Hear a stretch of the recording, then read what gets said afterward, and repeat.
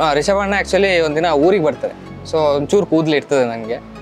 Birthday ದಿನ ನಾನು wish ಮಾಡ್ಲಿಕ್ಕೆ ಕಾಲ್ ಮಾಡ್ತೇನೆ ರಿಷಭಣ್ಣನಿಗೆ. ಅಂದರೆ ಥ್ಯಾಂಕ್ ಯು ಬದಲಾಗಿ ನೀನು ಅಸಿಸ್ಟೆಂಟ್ ಡೈರೆಕ್ಟರ್ ಪ್ಲಸ್ ಆ್ಯಕ್ಟಿಂಗ್ ಮಾಡ್ತಿದ್ದೆ ಮಗ, ಕೂದಲು ಗಡ್ಡ ಹಾಗೆ ಇಟ್ಕೋ, ತೆಗಿಬೇಡ ಅಂತ ಹೇಳಿದ್ರು.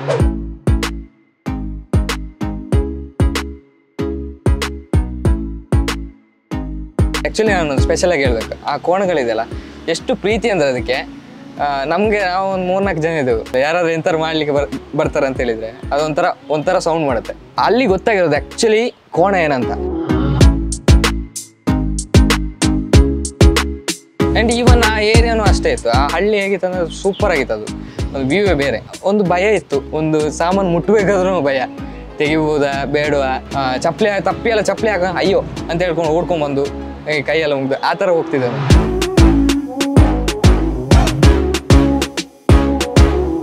ಮತ್ತೆ ಡೈಲಿ ರಿಪೋರ್ಟ್ ಬರೆಯೋದೇ ಆ್ಯಕ್ಚುಲಿ ಮಜಾ ಇತ್ತು. ಎಲ್ಲರ ಹತ್ರ ಅಂದರೆ ಜಾನ್ರೇಟರ್ ಅವ್ರ ಹತ್ರ ಹೋಗೋದು, ಆಚೆ ಹೋಗೋದು, ಕೇಳೋದು. ಅದು ಬರಿಬೇಕಾದ್ರೂ ಭಾರಿ ಖುಷಿ, ಒಂಥರ ಯಾರೋ ಕಲೆಕ್ಟ್ರು ಬರೆದಾಗೆ.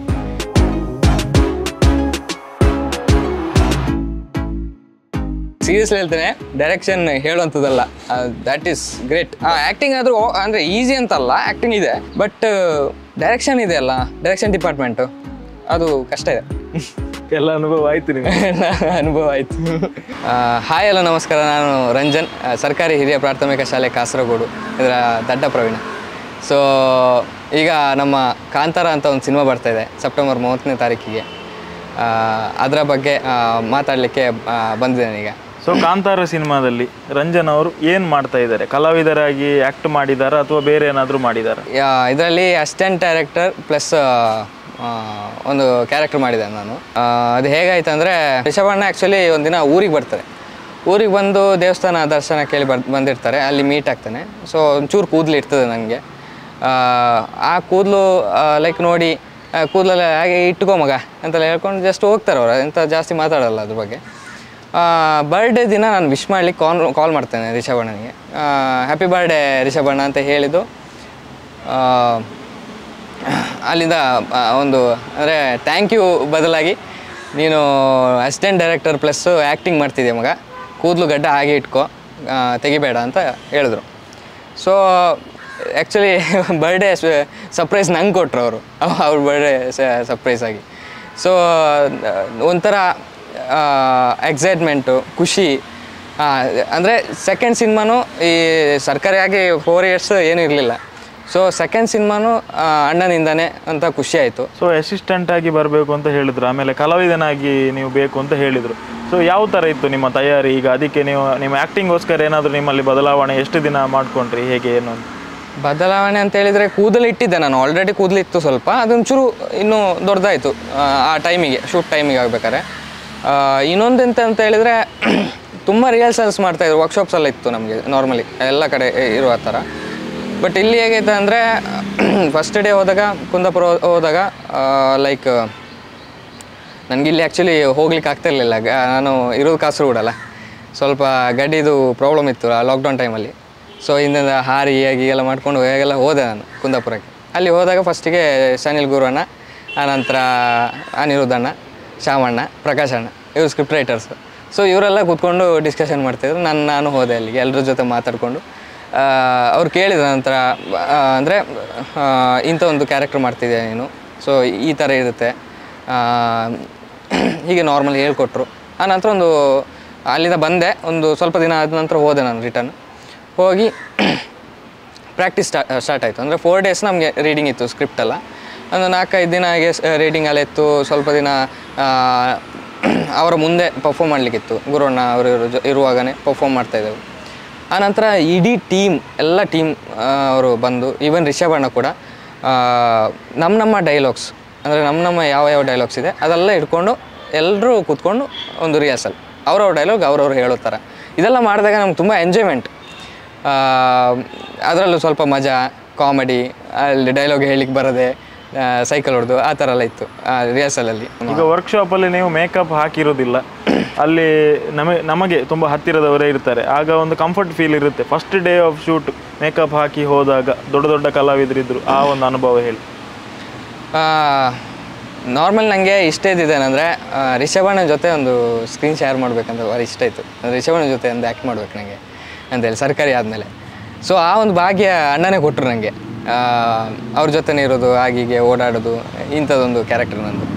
ಸೊ ಅದೊಂದು. ಮತ್ತು ಬೇರೆಯವ್ರ ಜೊತೆ ಜಾಸ್ತಿ ನನಗೆ ಅದೊಂದು ಇದಿಲ್ಲ, ಕನೆಕ್ಷನ್ ಇಲ್ಲ. ಬಟ್ ಅಲ್ಲಿ ಎಲ್ಲರ ಜೊತೆ ಮಾಡಬೇಕಾದ್ರೆ ಒಂಥರ ಖುಷಿ ಇತ್ತು. ಇನ್ನೊಂದು ವಿಷಯ ಅಂತ ಹೇಳಿದರೆ, ನಂಗೆ ಸರ್ಕಾರಿಯಲ್ಲೇ ಆಲ್ಮೋಸ್ಟ್ ಇವರೆಲ್ಲ ಪರಿಚಯ ಇದ್ದಾರಲ್ಲ, ಅದಕ್ಕೆ ಒಂಚೂರು ನಾನು ಕ್ಲೋಸ್ ಆಗಿದ್ದೆ. ಒಂಥರ ಈಗ ಕಂಫರ್ಟಬಲ್ ಆಗಿ ನನಗೆ ಅದು ವರ್ಕ್ ಮಾಡ್ಲಿಕ್ಕೆ ಆಗ್ತಾಯಿತ್ತು. ನರ್ವಸ್ ಎಲ್ಲ ಇರಲಿಲ್ಲ ಅಷ್ಟು. ಸೈಕಲ್ ಸಣ್ಣ ಪುಟ್ಟ ಇರ್ತದೆ, ಅದು ಇರುದೆ. ಸೊ ಅದೆಲ್ಲ ಮಾಡ್ತಿದ್ದೆ ಅಷ್ಟೇ. ಸೊ ನಿಮ್ಮದು ಎಷ್ಟು ದಿನದ್ದು ಶೂಟಿಂಗ್ ಇತ್ತು ಕಲಾವಿದನಾಗಿ? ಯಾವೆಲ್ಲ ಲೊಕೇಶನ್ನಲ್ಲಿತ್ತು? ಕಲಾವಿದನಾಗಿ ಹೇಳೋದಾದರೆ ಅದು ನನಗೆ ಅಷ್ಟು ಗೊತ್ತಿಲ್ಲ. ಯಾಕಂದರೆ ಒಂದೊಂದು ಇಷ್ಟಿಷ್ಟು ದಿನ ಅಂತೇಳಿತ್ತು ನಮ್ಮದು. ಆಲ್ಮೋಸ್ಟ್ 103 ಡೇಸ್ ಸಮಥಿಂಗ್ ಆಗಿದೆ, ಅದಕ್ಕಿಂತ ಜಾಸ್ತಿ ಆಗಿದೆ ಐ ಥಿಂಕ್. ಸೊ ಆ ಟೈಮಲ್ಲಿ ಈ ಎಡೆಡೆಗೆ ಶೂಟಿಂಗ್ ಇರುವಾಗ, ಇಲ್ಲದ್ರೆ ಕೆಲವೊಮ್ಮೆ ನಾನು ಡೈರೆಕ್ಷನ್ ಡಿಪಾರ್ಟ್ಮೆಂಟಲ್ಲಿ ರಪ್ಪ ಹೇಳ್ತಾರೆ ಅಣ್ಣ, ನೀನು ಕಾಸ್ಟ್ಯೂಮ್ ಹಾಕೊಂಬಾರ ಅಂತೇಳಿ. ರಪ್ಪ ಓಡ್ಕೊಂಡು ಕಾಸ್ಟ್ಯೂಮ್ ಹಾಕೊಂಬರೋದು, ಸಡನ್ನಾಗಿ ಹೇಳೋದು. ಏನಾದ್ರು ಪ್ಲ್ಯಾನ್ ಇದ್ದರೆ ಇಲ್ಲಿ ಇಲ್ಲಿ ಪ್ರವೀಣ ಇರಲಿ ಅಂತೇಳಿ, ಪ್ರವೀಣ ರಪ್ಪ ಕಾಸ್ಟ್ಯೂಮ್ ಹಾಕೊಂಬಾರ ಅಂತೇಳಿ ಹೇಳ್ತಿದ್ರು. ಹಾಗೆ ಓಡ್ತಾ ಇದ್ದೆ. ಆ ಥರ ಇತ್ತು. ಸೊ ಹೇಗಿತ್ತು ಶೂಟಿಂಗ್ ಅನುಭವಗಳು? ಒಂದು ಕಡೆ ಎಕ್ಸೈಟ್ಮೆಂಟ್ ಇತ್ತು, ಸಣ್ಣಕ್ಕೆ ಭಯ ಇತ್ತು, ನರ್ವಸ್ನೆಸ್ ಇತ್ತು, ನಾರ್ಮಲಿ ಹ್ಯಾಪಿನೆಸ್ ಇತ್ತು. ನಂತರ ಅಂದರೆ ಈ ಡೈರೆಕ್ಷನ್ ಟೀಮ್ ಅಂತ ಹೇಳಿದರೆ ನನಗೆ ಆ್ಯಕ್ಚುಲಿ ಕಲೀಲಿಕ್ಕೋಸ್ಕರ ಕರೆದಿರೋದು. ಅಂದರೆ ನೀನು ಕಲಿ ಅಂತೇಳಿ, ಜಸ್ಟ್ ನೋಡು ಏನಂತ, ಕೆಲಸ ಏನು ಅಂತ ನೋಡು ಅಂತ ಕಲೀಲಿಕ್ಕೋಸ್ಕರ ಅಣ್ಣ ಕರೆದಿರೋದು. ಸೊ ಅದಕ್ಕೆ ಒಂದು ಫ್ರೀಡಮ್ ಇತ್ತು ನನಗೆ ಅಲ್ಲಿ. ಅಣ್ಣನ ಅವರು ಡೌಟೆಲ್ಲ ಕೇಳಿಕೊಂಡು ಅಸೋಸಿಯೇಟ್ ಹತ್ರ, ಅವರಿಗೆ ಅಷ್ಟು ಪ್ರೆಷರ್ ಇರುವಾಗ ನಂದು ಯಾವುದೋ ಸಿಲ್ಲಿ ಡೌಟ್ಸ್ ಎಲ್ಲ ಕೇಳ್ಕೊಂಡು ಪಾಪ ಅವ್ರು ಆನ್ಸರ್ ಮಾಡ್ತಾಯಿದ್ದಾರೆ ಅದಕ್ಕೆ. ಆ ಥರ ಎಲ್ಲ ಅಣ್ಣನ ಹತ್ರ ಸ್ವಲ್ಪ ಡೌಟ್ಸ್ ಎಲ್ಲ ಕೇಳ್ತಾಯಿದ್ದೆ. ಎಂಜಾಯ್ಮೆಂಟ್ ಇತ್ತು, ಭಯ ಇತ್ತು. ಭಯ ಅಂತ ಹೇಳಿದರೆ ದೈವದಲ್ಲ ಇತ್ತಲ್ಲ, ಸೊ ಭಯ ಭಕ್ತಿ ಇತ್ತು ಅಲ್ಲಿ. ಒಂಚೂರು ಭಯ ಭಕ್ತಿ ಕೂಡ ಇತ್ತು. ಆ ಕಡೆ ಚಪ್ಪಲಿ ಎಲ್ಲ ಹಾಕ್ಕೊಂಡು ಹೋಗೋಗಿಲ್ಲ. ಒಂದು ಗುಡಿ ಇತ್ತು, ಆ ಕಡೆ ಚಪ್ಪಲಿ ಎಲ್ಲ ಹಾಕ್ಕೊಂಡು ಹೋಗೋಗಿಲ್ಲ. ತುಂಬ ಶುದ್ಧದಿಂದ, ವೃತ್ತದಿಂದ, ಅಂದರೆ ಚಿಕನೆಲ್ಲ ಬಿಟ್ಟು, ನಾನ್ ವೆಜ್ ಎಲ್ಲ ಬಿಟ್ಟು ಸೈಡಿಗೆ ಹಾಕಿ ಪ್ಯೂರ್ ವೆಜ್ ಆಗಿ, ಈ ಥರ ಎಲ್ಲ ನಮ್ಮ ಒಂದು ಎಕ್ಸ್ಪೀರಿಯನ್ಸ್. ಅಂದರೆ ಊರಿನವರಾಗಿ ಬಿಟ್ಟಿದ್ದೇವೆ ನಾವು. ಕೆರಾಡಿ ಅಂತ ಒಂದು ಊರಿದೆಯಲ್ಲ, ಅದು ಆ್ಯಕ್ಚುಲಿ ಈಗ ನಮ್ಮೂರು. ಅದು ಫೀಲ್ ಆಗಿದೆ ನಮಗೆ. ಆ ಊರಲ್ಲಿ ಅಂದರೆ ರಿಷಭಣ್ಣನ ಒಂದು ಪ್ರೈವೇಟ್ ಏರಿಯಾದಲ್ಲಿ ಶೂಟ್ ಆಗಿರೋದು ಇದು, ಪೂರ್ತಿ ಒಂದು ಸೆಟ್ ಹಾಕಿರೋದು. ಸೊ ಅಲ್ಲಿ ಊರಿನವರೆಲ್ಲ ತುಂಬ ಸಪೋರ್ಟ್ ಎಲ್ಲದಕ್ಕೂ. ಈಗ ನಮಗೆ ಆರ್ಟ್ ಪ್ರಾಪರ್ಟೀಸಿಗೆಲ್ಲ ಆರ್ಟ್ ಅಂತ ಹೇಳೋದು, ಆರ್ಟ್ ಟೀಮಿಗೂ ಆ ಊರಿನವರಿಗೆ ತುಂಬ ಬಾಂಡ್ ಇದೆ ನಮಗಿಂತ ಜಾಸ್ತಿ. ಯಾಕೆ ಹೇಳಿದರೆ ಅವರು ತುಂಬ ತಿಂಗಳುಗಳಿಂದ ಅಲ್ಲಿದ್ದಾರೆ ಸೆಟ್ ಆಗ್ತಾ. ಒಂದು 25 ಮನೆ ಹಾಕಿದರು, ಒಂದು ದೇವಸ್ಥಾನ ಹಾಕಿದರು, ದೈವಸ್ಥಾನ, ಮತ್ತು ಒಂದು ಕಡೆ ಕಾಸ್ಟ್ಯೂಮ್ ಅದು ಮನೆ, ಒಂದು ಕಡೆ ಇದು ಇವ್ರದ್ದು ಆರ್ಟ್ ಪ್ರಾಪರ್ಟಿ ಇರುವಂಥ ಮನೆ. ಸೊ ಈ ಆರ್ಟ್ ಪ್ರಾಪರ್ಟಿ ಎಲ್ಲ ಕೆಲವೊಂದು ಊರಿನವ್ರದ್ದು. ಇದು ಬೀಸ್ಕತ್ತಿ ಅಂತ ಹೇಳ್ತಾರೆ, ಬೀಸ್ಕತ್ತಿ, ಮತ್ತು ಏನು ಹೇಳೋದು, ಈ ಇದರಲ್ಲಿ ಮರದ ಇದರಲ್ಲಿ ಹೊಳೆದಿರುವಂಥದ್ದು ಬುಟ್ಟಿ ಸಾರಿ ಅಂಥದ್ದೆಲ್ಲ ಕೆಲವೊಂದು ಇರುತ್ತಲ್ಲ, ಅದೆಲ್ಲ ಈ ಮನೆಯವ್ರು ಕೊಡ್ತಾಯಿದ್ರು. ಮತ್ತು ಕೆಲವೊಮ್ಮೆ ಅಕ್ಕಿ ಎಲ್ಲ ಬೇಕಿತ್ತು ನಮಗೆ, ಅದೆಲ್ಲ ಪಾಪ ಊರಿನವರೇ ಬಂದು ಎಲ್ಲಡಿಕೆ ಈ ಥರದೆಲ್ಲ ಮಾಡ್ತಿದ್ದೆವು. ಸೊ ಅಸಿಸ್ಟೆಂಟಾಗಿ ಸಿನಿಮಾದಲ್ಲಿ ವರ್ಕ್ ಮಾಡಿದ್ರಿ ಅಂತ ಹೇಳಿದ್ರಿ. ರಿಷಬ್ ಅವರು ಸೆಟ್ಟಲ್ಲಿ ಹೇಗಿರ್ತಾರೆ? ರಿಷಭಣ್ಣ ನಾರ್ಮಲಿ ಎಲ್ಲ ಕಡೆ ಒಂದೇ ರೀತಿ. ಈಗ ಅವರು ಖಾಲಿ ಡೈರೆಕ್ಷನ್ ಮಾಡುವಾಗೂ, ಈಗ ರೈಟರ್ ಡೈರೆಕ್ಟರ್ ಆ್ಯಕ್ಟರ್ ಆದಾಗೂ ಸೇಮ್ ಫೀಲ್. ಅಂದರೆ ಈಗ ಫುಲ್ ಜಾಲಿ ಎಂಜಾಯ್ಮೆಂಟ್ ಆಗಿ ಎಲ್ಲರ ಜೊತೆ ಮಾತಾಡಿಕೊಂಡು ಇಡೀ ಸೆಟ್ ಓಡಾಡ್ತಾ ಇಡ್ತಾರೆ. ಈಗ ಸಿಟ್ಟು ಬಂದರೆ ಸಹ ಅದೊಂದು 5 ಮಿನಿಟ್ಸ್ ಇರೋದಿಲ್ಲ, ಜಸ್ಟ್ ಒಂದು ಅಷ್ಟೇ, ದಟ್ ಮೂಮೆಂಟ್ ಕೋಪ ಬರುತ್ತೆ ಹೋಗುತ್ತೆ, ಅದು ಹೇಳ್ತಾರೆ ಮುಗೀತು. ಆನಂತರ ಎಂಥದ ಮಾರೇವಾ ಆ ಥರ ಎಲ್ರಿಗೂ ಅಷ್ಟೇ. ಸೊ ಆ ಥರ ಒಂದು ಇದರಲ್ಲಿದ್ದರು. ಏನೋ ಫುಲ್ ಎಂಜಾಯ್ಮೆಂಟ್ ಇತ್ತು ನಮಗೆ, ಏನು ತೊಂದರೆ ಇರಲಿಲ್ಲ. ನಾವು ಆಲ್ರೆಡಿ ಬೇರೆ ಕಲಾವಿದರ ಹತ್ರ ಮಾಡುವಾಗ ಕೂಡ ಅವ್ರು ಹೇಳಿದೆ ಏನಂತ ಹೇಳಿದರೆ 300 ಜನ 400 ಜನ ಒಂದೊಂದು ಸೆಟ್ಟಲ್ಲಿ ಇದ್ದರು ಅಂತ. ಅಸಿಸ್ಟೆಂಟ್ ಅವರಿಗೆ ಎಷ್ಟು ಕಷ್ಟ ಇತ್ತು ಕೆಲಸ ಮಾಡುವಂಥದ್ದು ಅಲ್ಲಿ? ಅಂದರೆ ಸಿಟಿಗೆ ಹೋಗಲಿಕ್ಕೆ ಸಾಕಷ್ಟು ದೂರ ಇತ್ತು, ಕೆಲವೊಂದು ವಸ್ತುಗಳು ಮೊದಲು ಆಲೋಚನೆ ಮಾಡಿ ತೊಗೊಂಡು ಬರಬೇಕಾಗಿರುತ್ತೆ. ಸೊ ಎಷ್ಟು ಪ್ರಿಪರೇಷನ್ ಇತ್ತು ಅಸಿಸ್ಟೆಂಟಾಗಿ? ಆ್ಯಕ್ಚುಲಿ ಪ್ರಿಪರೇಷನ್ ನಾನೇನು ಮಾಡಲಿಲ್ಲ, ನಮ್ಮ ಅಸೋಸಿಯೇಟ್ದೇ ಮಾಡ್ತಿದ್ದಿದ್ದು. ಸದ್ಯತೆ ನಾನು ಯಾವಾಗಲೂ ಹೇಳಬೇಕು. ಯಾಕಂದರೆ ನನಗೆ ನಾನು ಹೆಲ್ಪ್ ಮಾಡ್ತಿದ್ದೆ. ಅಸೋಸಿಯೇಟಿಗೆ ಏನು ಬೇಕೋ ಅದನ್ನು ಚಿಕ್ಕ ಪುಟ್ಟಾಗಿ ನಾನು ಇದು ಮಾಡ್ತಿದ್ದೆ ಹೊರತು ಅವರೇ ಪಾಪ ಎಲ್ಲ. ಈಗ ಹೂವು ಆಗಲಿ ಅದಿದಾಗಲಿ, ಯಾಕಂದರೆ ಸ್ವಲ್ಪ ದೂರ ಇದೆ, ಹಳ್ಳಿಗೆ ಹೋಗ್ಬೇಕು ನಾವು. ಅಂದರೆ ರಿಷಭಣ್ಣನ ಏರಿಯಾ ಒಂದು ಚೂರು ಹಳ್ಳಿ, ಅದು ಒಳಗೆ ಸ್ವಲ್ಪ ರೋಡಲ್ಲಿ ಇರೋದು, ನಮಗೆ ಹೂವೆಲ್ಲ ಸಿಗಬೇಕಾದ್ರೆ ಸ್ವಲ್ಪ ಹೊರಗೆ ಹೋಗ್ಬೇಕು. ಸೊ ಅದಕ್ಕೆಲ್ಲ ಪಾಪ ಅಸೋಸಿಯೇಟ್ನವರಿಗೆ ನೆನಪು ಮಾಡಿಡೋದು. ನನ್ನ ಅಸೋಸಿಯೇಟಿಗೆ ನಾನು ಮೆಸೇಜ್ ಹಾಕಿಡ್ತೇನೆ ರಾತ್ರಿ, ಅವ್ರು ಹೇಳಿರ್ತಾರೆ ಇದು ಬೇಕು ಅಂತ, ಅದನ್ನು ಮೆಸೇಜ್ ಹಾಕಿಡ್ತೇನೆ.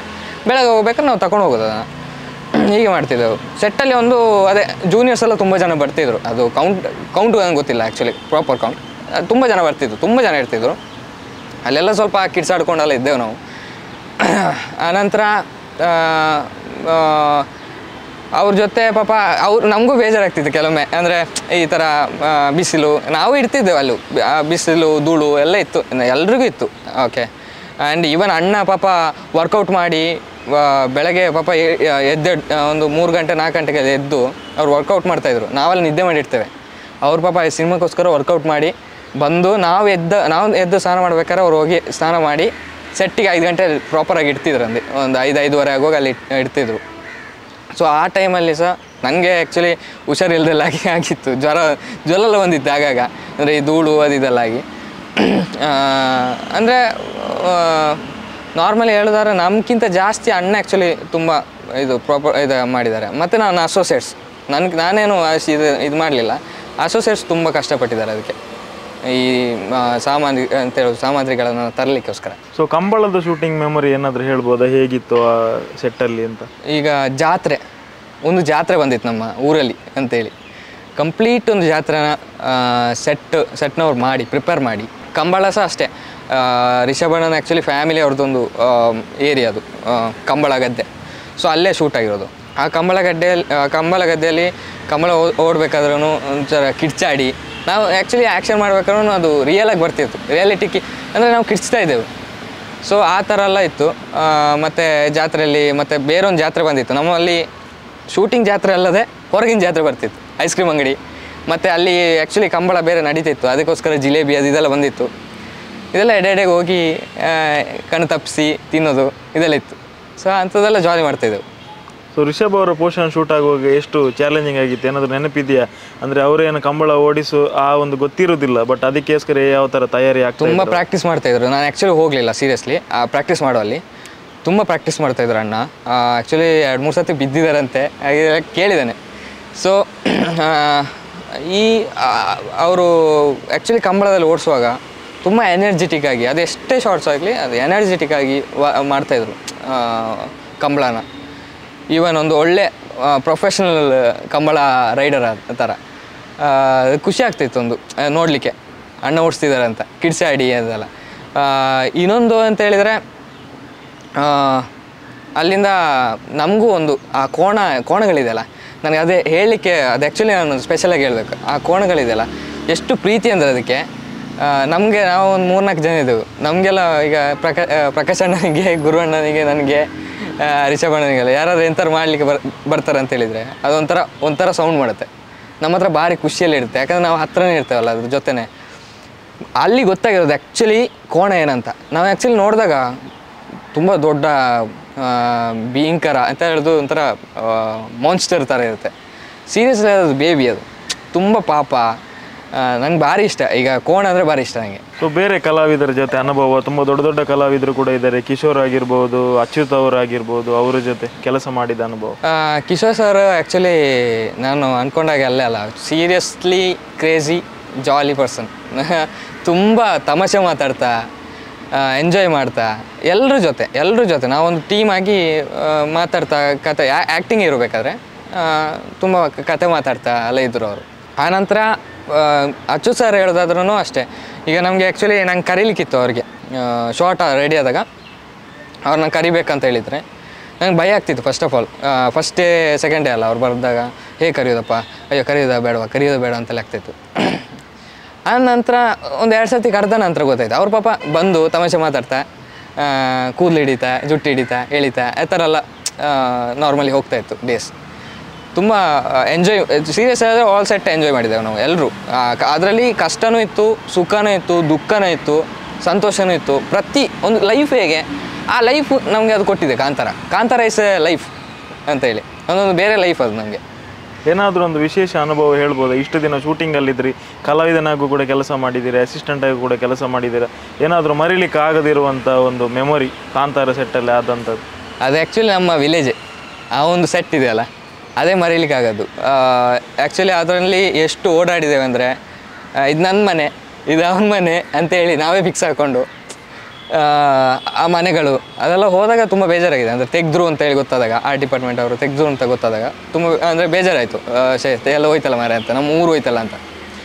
ಅಂದರೆ ಒಂದು ಬೇರೆ ಲೋಕ ಸೃಷ್ಟಿಸಿದ್ದು ಆ ಊರಲ್ಲಿ, ಒಂದು ಬೇರೆ ಲೋಕ. ಅಲ್ಲಿ ಖಾಲಿ ಇದ್ದಿದ್ದು 2 ಮನೆ. ಅಲ್ಲಿಂದ 25 ಮನೆ ನಾವು ಸೆಟ್ನವರು ವರ್ಕ್ ಮಾಡಿರೋದು. ಸೊ ಆ ಒಂದು ವಿಶ್ವಾಸ ಎಲ್ಲ ನನಗೆ ಅಂದರೆ ಐ ಮಿಸ್ ದ್ಯಾಟ್. ಈಗ ಅಸಿಸ್ಟೆಂಟ್ ಆಗಿ ಇದು ನಿಮ್ಮ ಮೊದಲ ಸಿನಿಮಾ. ಕಾಂತಾರ ಸಿನಿಮಾದಿಂದ ಏನು ಕಲ್ತ್ರಿ ನೀವು? ಒಂದು ಸಿನಿಮಾ ಮೇಕಿಂಗ್ನಲ್ಲಿ ಏನೆಲ್ಲ ಮಾಡಬೇಕು, ಹೇಗಿರಬೇಕು ಅನ್ನೋದನ್ನು ಏನೆಲ್ಲ ಕಲ್ತ್ರಿ ನೀವು? ಅಂದರೆ ಏನೆಲ್ಲ ಕಲ್ತಿದೆ ಅಂತ ಹೇಳೋಕ್ಕಿಂತ ಜಾಸ್ತಿ, ಈಗ ಸರ್ಕಾರಿಯಲ್ಲಿ ನಾನು ಆ್ಯಸ್ ಅನ್ ಆರ್ಟಿಸ್ಟ್, ಅದಕ್ಕೆ ಅದು ಫಸ್ಟ್ ಸಿನಿಮಾ ಆಗಿ ಒಂದು ಆರ್ಟಿಸ್ಟಾಗಿ ಏನು ಅಂತೇಳಿ ಸ್ವಲ್ಪ ಕಲ್ತಿರೋದು.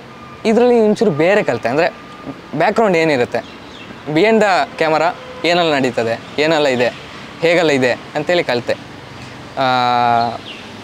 ಅಂದರೆ ನಾರ್ಮಲಿ ಯಾವ ಥರ ಪ್ರೋಗ್ರೆಸ್ ಆಗುತ್ತೆ, ಇಲ್ಲ ಯಾವ ಥರ ಪ್ಲ್ಯಾನಿಂಗ್ ಆಗುತ್ತೆ, ಇದೆಲ್ಲ ಒಂಚೂರು ಅಂದರೆ ಅಲ್ಲಿ ಕೂತ್ಕೊಂಡು ಆ ಥರ ಕಲಿತೆ. ಸೊ ಕೋಲದ್ದು ಒಂದು ಶೂಟ್ ಕೂಡ ಈ ಸಿನಿಮಾದಲ್ಲಿ ಬರುತ್ತೆ, ಅದರ ಅನುಭವನ ಹೇಳ್ಬೋದಾ? ಯಾವ ಥರ ನಡೀತು, ಅದಾಗುವಾಗ ಎಷ್ಟು ಜನ ಇದ್ದರು, ಹೇಗಿತ್ತು ಅನುಭವ? ಅದೇ ಜೂನಿಯರ್ಸ್ ಎಲ್ಲ ತುಂಬ ಜನ ಇದ್ದರು ಸೈಡಿಗೆ. ಆನಂತರ ತುಂಬ ಲೈಟಿಂಗ್ಸ್ ಹಾಕಿತ್ತು, ತುಂಬ ಲೈಟಿಂಗ್ಸ್ ಹಾಕಿ ಸೇಮ್ ಜಾತ್ರೆ ದೈವ ಕೋಲೆಲ್ಲ ಹೇಗೆ ಮಾಡ್ತಾರೆ, ಜಾತ್ರೆ ಹೇಗೆ ಮಾಡ್ತಾರೆ ಅದೇ ಥರ. ಸೊ ಸೇಮ್ ಅದೇ ಥರ ಇತ್ತು ಒಂದು ಫೀಲಿಂಗ್ ಎಲ್ಲ. ಅಂದರೆ ಆ ತಾಸೆ, ಗಗ್ಗರ ಆ ಟೈಪಲ್ಲಿ ಇತ್ತು, ಒಂದು ಟ್ರೆಡಿಷನಲ್ ಸ್ಟೈಲಲ್ಲಿ ಹೋಗ್ತಾಯಿತ್ತು. ಆ್ಯಂಡ್ ಈವನ್ ಆ ಏರಿಯಾನೂ ಅಷ್ಟೇ ಇತ್ತು. ಆ ಹಳ್ಳಿ ಹೇಗಿತ್ತು ಅಂದರೆ ಸೂಪರಾಗಿತ್ತು, ಅದು ಒಂದು ವ್ಯೂವೇ ಬೇರೆ.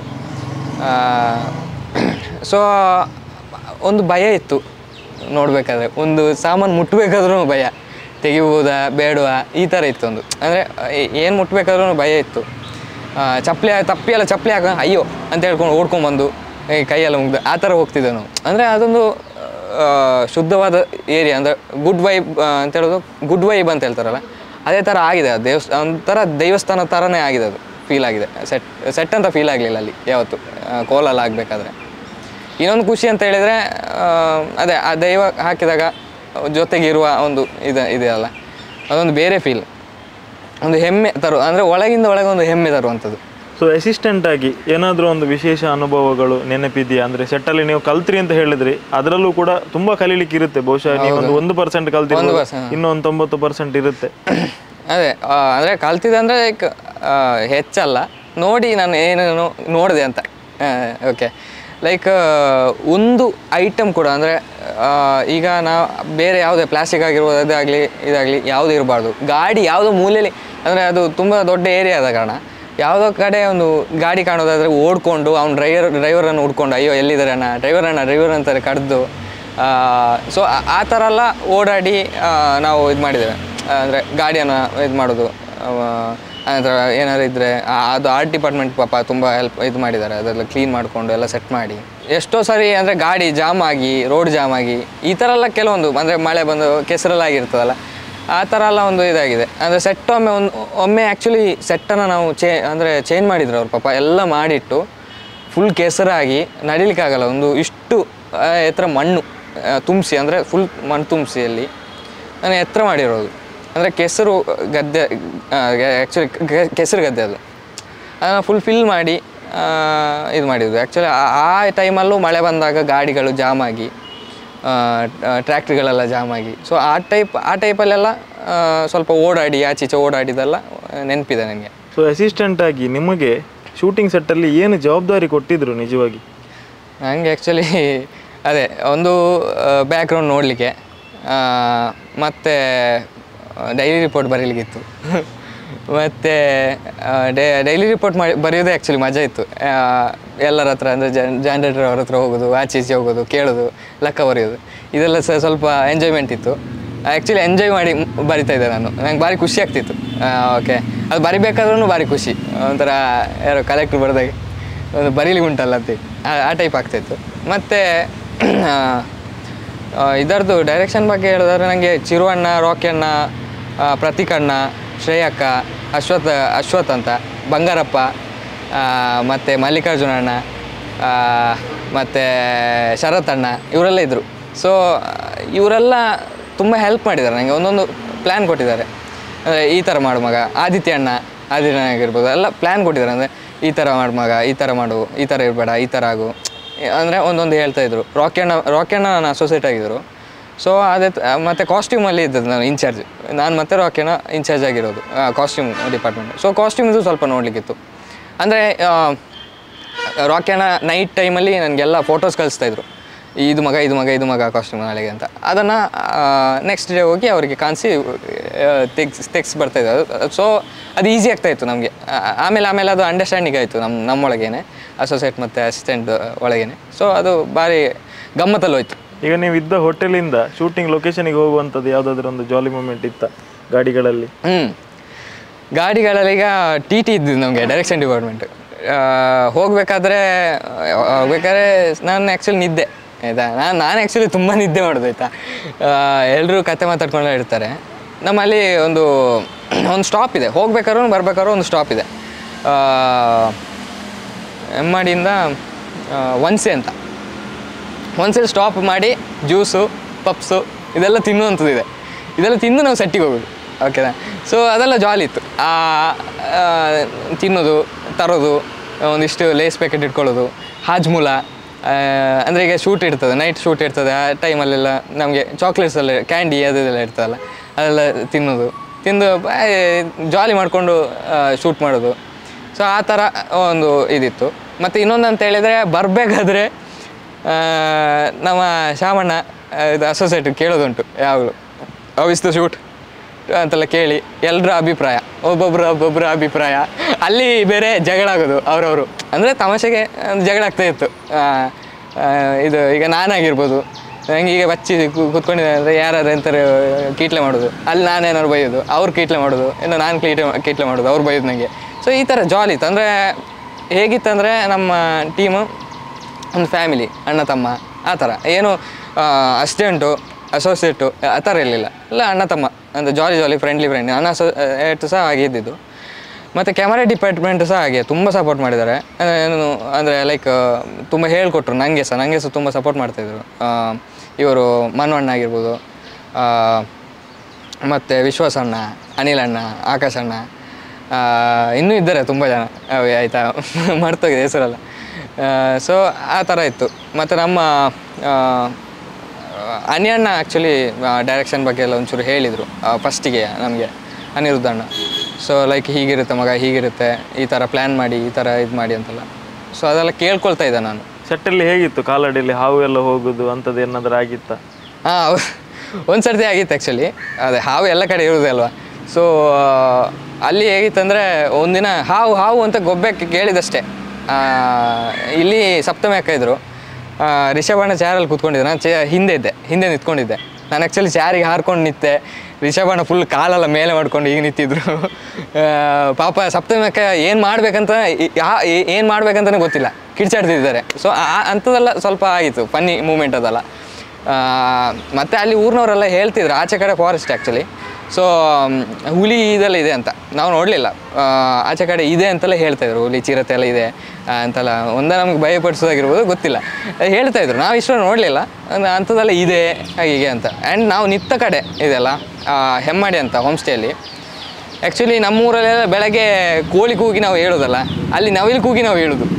ಸೊ ಆ ಟೈಪ್ ಒಂದು ಇದು ನೇಚರಲ್ಲಿ. ಸೊ ಹೇಗಿದೆ ಈಗ ಟ್ರೈಲರ್ ಬಂದಾಗ, ಟ್ರೈಲರಲ್ಲಿ ಕೂಡ ತಾವಿದ್ದೀರಿ, ನಡ್ಕೊಂಡು ಬರುವಂಥ ಶಾಟ್. ನಿಮ್ಮ ಊರಲ್ಲಿ ಕಾಂತಾರದ ಸಿನಿಮಾದ ಬಗ್ಗೆ ಹೇಗಿದೆ ಮಾತುಕತೆ, ಫ್ರೆಂಡ್ ಸರ್ಕಲ್, ಫ್ಯಾಮಿಲಿಯಲ್ಲೆಲ್ಲ? ತುಂಬ ಸಪೋರ್ಟ್ ಆಗಿದೆ.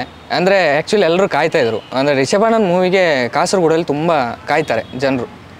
ಅದು ಆ್ಯಕ್ಚುಲಿ ಸರ್ಕಾರಿಯಿಂದ ಅಂತಲ್ಲ, ಅದಕ್ಕಿಂತ ಮುಂಚೆ ಕಿರಿಕ್ ಪಾರ್ಟಿನೇ. ಇವನ್ ನಾನು ಸಹ ಆ್ಯಕ್ಚುಲಿ ಕಿರಿಕ್ ಪಾರ್ಟಿ ಫ್ಯಾನ್. ನಾನು ಕಾಸರಗೋಡಲ್ಲಿದ್ದು, ಆಯಿತಾ. ನಾನು ಕಾಸರಗೋಡಲ್ಲಿ ಆ್ಯಕ್ಚುಲಿ ಸರ್ಕಾರಿ ಆಡಿಷನಿಗೆ ಹೋಗಿದ್ದೆ. ನಾನು ಕಿರಿಕ್ ಪಾರ್ಟಿ ಡೈರೆಕ್ಟರ್ ಬಂದಿದ್ದಾರೆ ಸೆಲ್ಫಿ ವಿಡಿಯೋ ಅಂತ. ಸೊ ಅದೇ ಥರ ಕಾಂತಾರಕ್ಕೂ ಒಂದು ಹೆವಿ ಬಿಗ್ ಟೀಮ್ ಇದೆ ಈಗ. ನೋಡ್ಬೇಕು ಯಾವ ಅಂತ ಪ್ಲ್ಯಾನ್ ಆಗ್ತಾ ಇದ್ದಾರೆ ಈಗ. ಎಲ್ಲ ಜೊತೆಗೆ ಹೋಗುವ ಒಂದು ಗುಂಪು ಆಗಿದೆ ಈಗ. ಸೊ ಆ ಟೈಪಲ್ಲಿದೆ ಕಾಸರಗೋಡಲ್ಲಿ ಹವಾ. ಈಗ ಹೇಗಿದೆ ಅಂದರೆ ಹೊರಗಡೆ ನಿಮ್ಗೆ ಏನಾದರೂ ಬೇರೆ ಅವಕಾಶಗಳು ಅಥವಾ ಅಸಿಸ್ಟೆಂಟ್ ಆಗಿ ಕಲಾವಿದನಾಗಿ ಹೇಗಿದೆ ಸಿನಿಮಾ ಮಾರ್ಕೆಟಲ್ಲಿ ನಿಮ್ಮದು? ಇಲ್ಲ, ಅಸಿಸ್ಟೆಂಟ್ ಆಗಿ ಆ್ಯಕ್ಚುಲಿ ಅಣ್ಣನ ಜೊತೆನೇ ಮಾಡಿರೋದು ನಾನು, ಬೇರೆ ಯಾವುದು ಇದರಲ್ಲಿ ಇಲ್ಲ. ಬೇರೊಂದು ಸಿನಿಮಾ ಮಾಡಿದ್ದಾನೆ ಈಗ ಆಲ್ರೆಡಿ. ಇನ್ನು ಬರ್ತದೆ ಗೊತ್ತಿಲ್ಲ. ಅದೇ ಯಾರೆಲ್ಲ ಡೈರೆಕ್ಟರ್ಗಳು ನೋಡ್ತೀರಾ ದಯವಿಟ್ಟು ಕರೀದಿ, ಬರ್ತೇನೆ. ಫ್ರೀ ಇದ್ದೀರಿ? ಫ್ರೀ ಇದ್ದೇನೆ. ಅಸಿಸ್ಟೆಂಟ್ ಆದರೂ okay, ಕಲಾವಿದನಾದರೂ okay? ಕಲಾವಿದನಾಗಿ okay.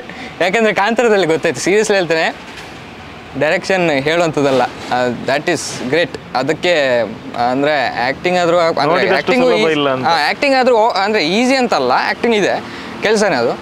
But direction ಇದೆ ಅಲ್ಲ, ಡೈರೆಕ್ಷನ್ ಡಿಪಾರ್ಟ್ಮೆಂಟು, ಅದು ಕಷ್ಟ ಇದೆ. ಎಲ್ಲ ಅನುಭವ ಆಯಿತು ನಿಮಗೆ? ಅನುಭವ ಆಯಿತು. ಅಂದರೆ ನನಗೆ ಸೀರಿಯಸ್ಲಿ ಹೇಳ್ತಾನೆ, ಇದರಲ್ಲಿ ನನಗೆ ಜಾಸ್ತಿ ಏನು ಕೆಲಸ ಕೊಡಲಿಲ್ಲ ಇಲ್ಲಿ ಜಸ್ಟ್ ನಾನು ಫೀಲ್ಡ್ ನೋಡಲಿಕ್ಕೆ ಅನುಭವ ಸಿಗಲಿ. ಹಾಂ, ಜಾಲಿ ಮಾಡ್ತಾಯಿದ್ರು. ಈವನ್ ಸೆಟ್ ಯಾರಾದರೂ ಎಂಟ್ರಿ ನಾನು ನೋಡ್ತಿರ್ಬೇಕಾದ್ರೆ ಯಾರಾದ್ರು ಎಂಟ್ರಿ ಆದ ಸಹ ಅಣ್ಣ ಬೈತಿರ್ಲಿಲ್ಲ ಪಾಪ. ಎಂತದ ನೀನು ನೋಡ್ಲಿಕ್ಕಾಗಲಿಲ್ಲ ಅಂತ ಹೇಳಿ ನಾನು ಹೇಳಿದ್ರೆ ಸಹ, ಅಣ್ಣ ಅದು ಅವ್ರು ಬಂದದ್ದು ನಾನು ಹೇಳಿದ್ದೇನೆ ಅಂತ ಹೇಳಿ, ಅದೇ ಅವ್ರು ಬಂದದ್ದು ಅದು ನಿಲ್ಲಿಗೆ ಇಲ್ಲ ಅಂತ ತಮಾಷೆ ಮಾತಾಡ್ಕೊಂಡು ಅದನ್ನು ಮೂವ್ ಮಾಡ್ತಿದ್ರು. ಏನು ಸೀರಿಯಸ್ ಆಗಿರಲಿಲ್ಲ. ಯಾಕಂದರೆ ಅವರೇ ಹೇಳಿದ್ದಾರೆ, ಕಲೀಲಿಕ್ಕೋಸ್ಕರ ಮಗ ನೀನು ನೋಡು, ಎಲ್ಲ ಸೆಟ್ ನೋಡು, ಹೇಗೆ ಎಂಜಾಯ್ ಮಾಡು, ಎಲ್ಲನೂ ಒಬ್ಸರ್ವ್ ಮಾಡ್ತಾ ಬಾ, ಯಾವ ಥರ ಕೆಲಸ ಮಾಡ್ತಾರೆ ಎಲ್ಲರೂ ಅಂತ ಒಬ್ಸರ್ವ್ ಮಾಡು ಅಷ್ಟೇ ಅಂತ ಹೇಳ್ತಾಯಿದ್ರು. ಜಾಲಿಯಾಗಿದೆ. ಬಟ್ ಕಷ್ಟ ಇದೆ ಅಂತ ನಂಗೆ ಗೊತ್ತಾಯ್ತು. ಅಸೋಸಿಯೇಟ್ನವ್ರದ್ದು ಕೆಲಸ ನೋಡಿ ನನಗೆ ಫೀಲ್ ಆಯ್ತದು. ನಿಮ್ಮನ್ನು ಕೂಡ ಸರ್ಕಾರಿ ಹಿರಿಯ ಪ್ರಾಥಮಿಕ ಶಾಲೆಯಲ್ಲಿ ತುಂಬ ಒಳ್ಳೆ ರೀತಿಯಲ್ಲಿ ಎಕ್ಸೆಪ್ಟ್ ಮಾಡಿದ್ರು, ಜನಗಳು ಒಳ್ಳೆ ಪ್ರೀತಿ ಕೊಟ್ಟರು. ಇವಾಗ ತನಕ ದಡ್ಡ ಪ್ರವೀಣ್ ಅಂತ ಹೇಳಿದ್ರೆ ಅದು ರಂಜನ್ ಅಂತ ತಲೆಗೆ ಸಡನ್ ಆಗಿ ಬರುತ್ತೆ. ಕಾಂತಾರದಲ್ಲಿ ನೋಡಿ ಜನರು ಏನು ಎಕ್ಸ್ಪೆಕ್ಟ್ ಮಾಡ್ಬೋದು, ರಂಜನ್ ಅವರ ಆ್ಯಕ್ಟ್ ಹೇಗಿರ್ಬೋದು, ಮತ್ತು ಕಾಂತಾರ ಸಿನಿಮಾಗೆ ಪಬ್ಲಿಕ್ಕಿಗೆ ಏನು ಹೇಳೋದಕ್ಕೆ ಇಷ್ಟಪಡ್ತೀರಿ? ಈಗ ಸರ್ಕಾರಿಯಲ್ಲಿ ಯಾವ ಥರ ಇದೆ, ಒಬ್ಬ ದಡ್ಡ ಒಂದು ಇದರಲ್ಲಿ ಹೋಗುತ್ತೆ ಅದು ಸ್ಟೋರಿ, ನೀವು ನೋಡಿದಿರ.